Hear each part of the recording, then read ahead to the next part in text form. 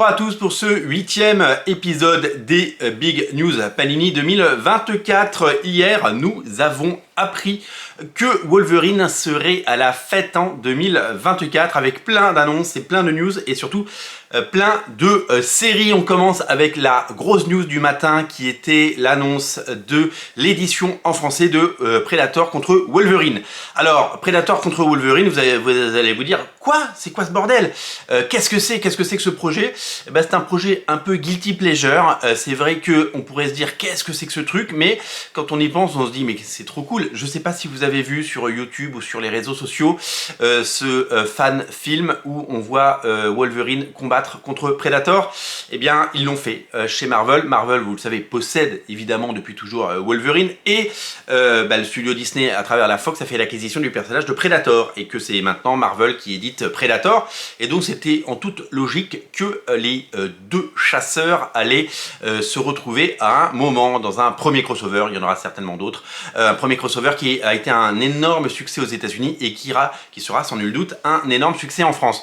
Il faut savoir que ce type de projet, même si ça peut hérisser les poils de certains fans et de vieux fans, eh bien, sont des énormes succès commerciaux et qu'il faut des succès commerciaux pour attirer les gens, la lumière et les clients dans les boutiques.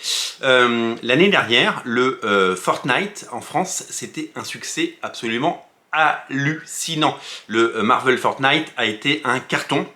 C'est plus de 50 000 exemplaires pour le tome 1. Il n'y a aucun autre titre chez Panini qui vend 50 000 exemplaires. Et donc, du coup, ça a donné évidemment toute la lumière qu'il faut aux comics. Et ça a été un très très beau succès pour eux. Et donc, on peut imaginer que ce Wolverine Predator sera lui aussi un énorme succès. Donc, Wolverine Predator, c'est vraiment la rencontre de ces deux icônes. Je vous montre une couverture avec donc Benjamin Percy au scénario, le fabuleux Ken Lashley que j'adore au dessin, Greg Land également, Andrea De Vito, que des bons artistes avec une ribambelle de couvertures. Je ne sais pas combien de couvertures ils ont fait, c'est un truc absolument incroyable. Autre rencontre, autre crossover, l'édition de Ghost Rider Wolverine, un petit crossover, un petit peu plus intimiste on va dire, couverture de Ryan Stegman, ça s'appelle Weapons of Vengeance et pareil ça sort en 100% et ça va vous faire de très très beaux récit.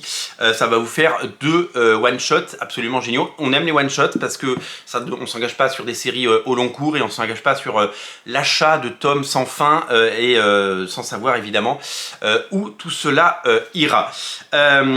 Autre grosse annonce, alors là ça a cassé internet en deux, la sortie de Wolverine, un nouvel intégral. Ça faisait plus de 10 ans qu'on n'avait pas eu d'intégrale Wolverine, en tout cas de nouvelles intégrales. Il y a eu des rééditions des intégrales passées.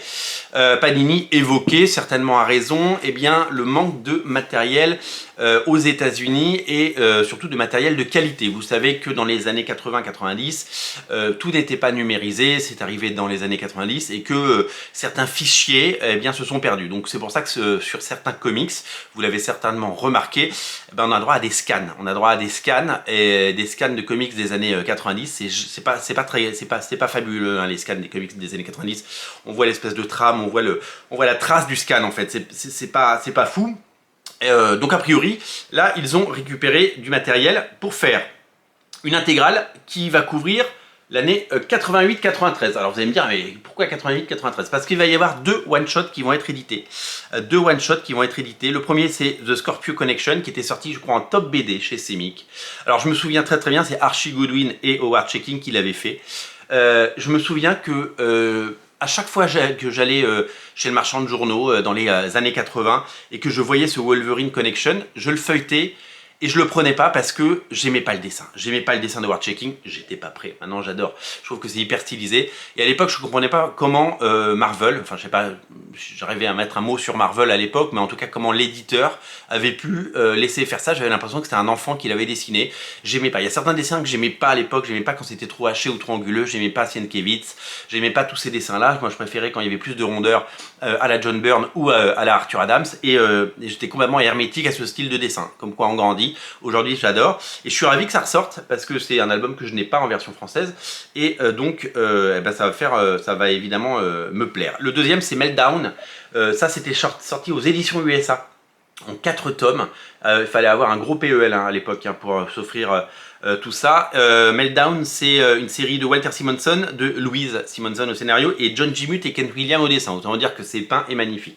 Bon, on va avoir l'intégralité du run. Mais vous me dites, mais pourquoi on sort ça d'intégrale? Normalement, c'est censé être les épisodes de l'époque. Eh bien oui, ce sera les épisodes de l'époque, puisque nous aurons plusieurs épisodes de Wolverine, de la série régulière, puisque ça continue. On aura les épisodes 54, et puis 58 à 59, et enfin l'épisode 65, voilà, donc de la série Wolverine.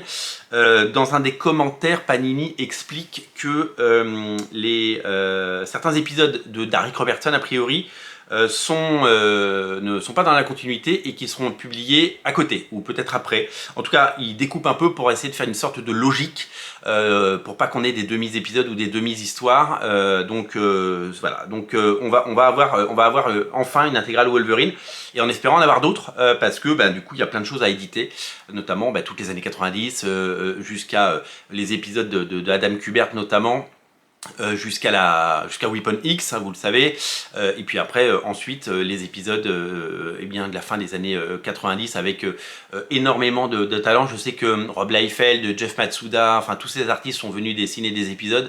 Il y avait énormément d'énergie, énormément de talent dans cette époque-là, avec des épisodes assez incroyables qu'on découvrira, je l'espère, très prochainement. Donc les deux grosses annonces, c'est cette intégrale Wolverine et le Wolverine Predator.